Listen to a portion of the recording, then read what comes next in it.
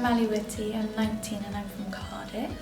I'm interested in the art department. I've had a few jobs in the art department.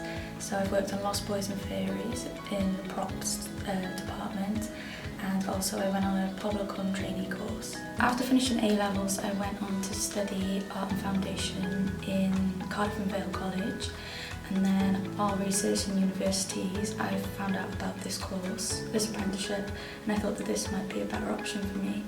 I first saw the apprenticeship advertised on Screen Lens, and I thought it'd be a great way to get into the industry, like a foot in the door.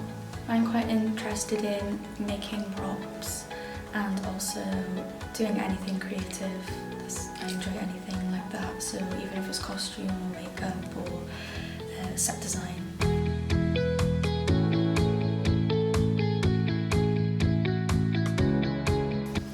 The perfect job for me would be probably anything drama or horror based, because I feel like you can do a lot with that in the creative realm, and I feel like it'd just be really exciting to work on something so big.